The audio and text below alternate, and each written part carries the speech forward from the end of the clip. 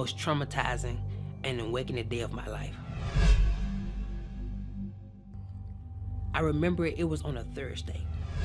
Matter of fact, let's take it back. Wednesday night, I found myself looking at these different YouTube clips and watching different out-of-body experiences and different films that, they used to scare me. And I would watch it and it would blow me away. It would catch my attention. And it used to scare me so bad. I would wonder, my mind used to go in place like, God, is this stuff real?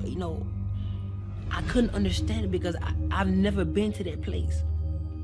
So I found myself praying. I remember walking outside of my apartment, and I was walking back and forth with my eyes closed and just started praying. And I asked God, I said, Lord, if you give me an out-of-body experience, I vowed to share your word and to tell the people what I saw. Not expecting that God was going to respond back to that, because I was just praying out. I was just praying, not actually looking for a response. And after that night, the next morning, that Thursday, October the 2nd, I had a dream. And my spirit left my body. It was like I was in my apartment and my spirit got pulled out of my body. And I would go in these different transits, bright color lights. It was white, like the best way I can explain it would be shoo, shoo, shoo, all the different flashing lights. And I appeared before a blue sky with no clouds. It was like a blue place, no land, no trees, no grass, no water, nothing. There was nothing there but a blue atmosphere. And I would see this atmosphere goes millions of miles upon millions of miles where nothing existed. It was like nothing was hidden. Everything was revealed. Everything was before your eyes. You could see it. And we was in this clear kind of body form, some form of light, as you would refer to a soul or a spirit and I could see through. It was so transparent, and in front of me was thousands among thousands similar to what I was, and thousands among thousands behind me. And I knew that it was some form of a soul. And in the middle of my chest were seeds, multiple seeds. I didn't know what they were for. And I realized that I was the only being that could actually move out of my place and look and observe, smell, taste, feel. All my senses were active at this point. And so, I began to look around and to observe the things that I saw, not knowing that this was a dream. I thought this was reality. I thought this was actually happening, and I looked forward, and there was this great shadow way in front of me, way at the end of the line. It was like 1,000 people in front of me, and there was a shadow, a great big shadow, but it had no detail. It was like as a vapor, and I could see that it was a shadow of something that was in the front. And I had many questions at this point in this dream, and out of nowhere, I heard these words: "Depart from me." And this galaxy, this portal, I don't know what to call it, on the right side of God, or Jesus Christ, whoever you decide to identify that spot of judgment, on the right side of him, there was this big portal that opened up, and there will be stones of fire. Normally when you get a lighter and you cut it on, try to spark a flame, but instead of fire, it was stones. And they will leak out of this portal, and whoever that guy said depart from me flew down this place, and the stones were so hot that it would burn everybody outside of that portal. On the left side of our body or our form, it would burn us, and everybody be like, ooh, like as if it was so cold or so hot. You would tell somebody to close that door, it's too cold. That's how hot it was. And the portal closed. And then he sent them so fast that the screams were late. I would hear, like it was like, depart from me. And it closed up.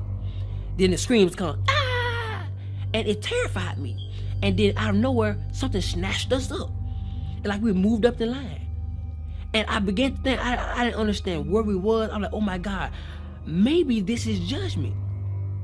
Yeah, I had many questions, and I would hear, depart me, depart me, depart from me, boo. And all these different people will be sent to hell. And the part that scared me the most was the people that were getting judged. You could hear when God was talking to them, and you could hear everything they got judged from. So if somebody went to hell for something that you knew you struggled with in your life, you know where you were going. And so I'm just seeing people go, shoot, sit there, boo, boo. And I'm seeing the flame, and it's just constantly burning everybody outside that haven't been judged yet. And I could hear some of the people talking to God. And I remember there was a woman, blonde hair, and God was talking to her. He said, I'm not judging you for what you put on Facebook, but I'm judging you on how everybody else received it. 300,000 people were led astray by one of her Facebook posts. And he said their blood was on her hands.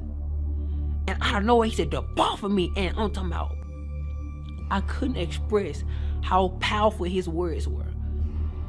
It's as if he said, depart from me, and everything shook. Boom. And she was sent with great force. And the portal opened up. Boom. She would go, and it would close. And the screams was so late. It terrified me. People, adultery, fornication, so many different things that I could actually hear. And people in front of me were terrified because a lot of those people were struggling or went through the same situation, and they never repented. So 1,000 sent here. They would go, they were flying. They was flying so fast. I've never seen something so fast. And it got to the point where I was next in line, and he called me up, and he started talking to me. And keep in mind that our life held us hand to hand. So anything we did in our life, our life testified against us. So you couldn't lie because your life testified. Say, yes, you did this at this time. Yes, you did. And whenever God would speak to me, you would see a big screen, like you would see as if whatever God says, it comes to life.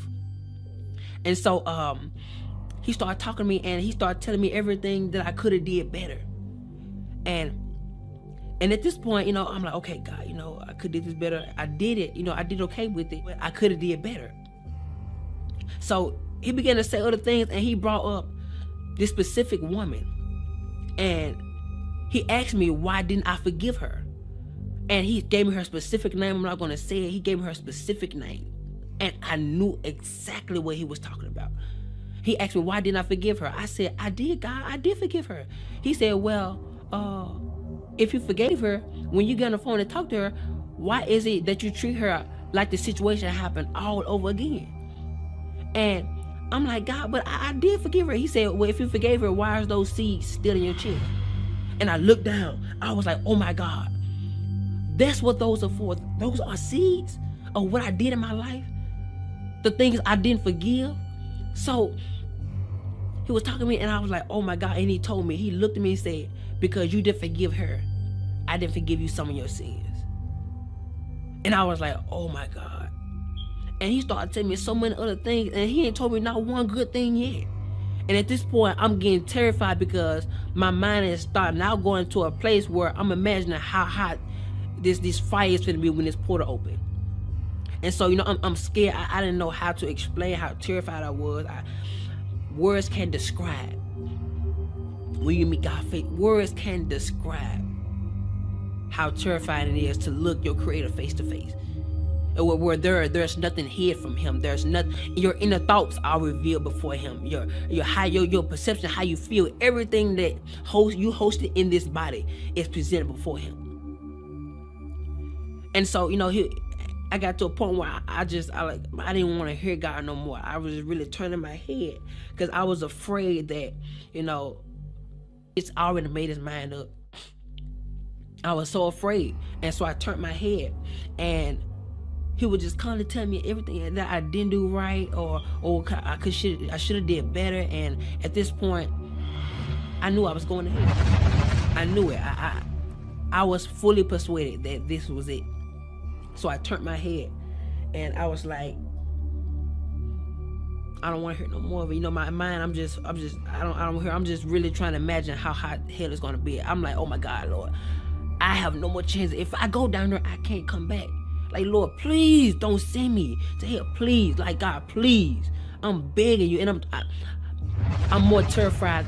I was more terrified than I can express. And so I turned my head, and at this point, I no longer wanted to hear what he had to say, because I knew at this point, I was going to hell. And I would have my head turned, and out of nowhere, there was this one feeling that would come over the interface of my soul. And I would turn my head, and it would go in slow motion, and the tears would fly from my face. And I looked at God, and I was looking at his judgment. What was going to be my judgment? And he looked at me, he said, face to face, you don't get a well done. You get a you barely made it. And he stepped back and said, come. And at this point, I was so confused. I'm like, oh my God. And on the left side of God, heaven would open up, so soft, with brilliant lights. The colors were indescribable. Like colors I've never seen before in my life. It was so pretty, so amazing. And the colors would blossom as they grow, and the heaven will open up so gentle. And I will walk toward that direction, and my hand would go in the portal. And when my hand went through, it got bigger. My arm went through, it got bigger. It was like I was growing into a mature state of a glorified body. And so my leg went through, like got bigger, and you can see how big I got on the other side. And how my soul was being transformed into a glorified body. And my body would go through it, and only piece that was left behind was my leg. And right before my last foot got in, I woke up. The dream scared me so bad. I was underneath our living room table for hours. I was so terrified. I was terrified to move. I was terrified to do anything, because I was afraid it was going to be added to my judgment. I thought that was the judgment. That didn't feel like a dream. I could feel, I could taste, I could tell you how it made me feel. Everything was so alive in the dream. And at that moment, I was asking God, why did you give me this dream? He said, because I want you to warn my people that the things which you saw are the things that shall be. And I didn't realize that what I prayed for and the vow I made before God, that he was going to fulfill it. Now he's looking for my end to be fulfilled. So that's why I'm here talking to you right now. Forgive. Let go. I couldn't describe how many people that allow for unforgiveness to grow in them, and it caused a bitterness, which caused them to do things that they got judged for.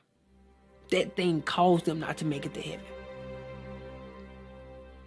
I was terrified. It was so many people went to hell.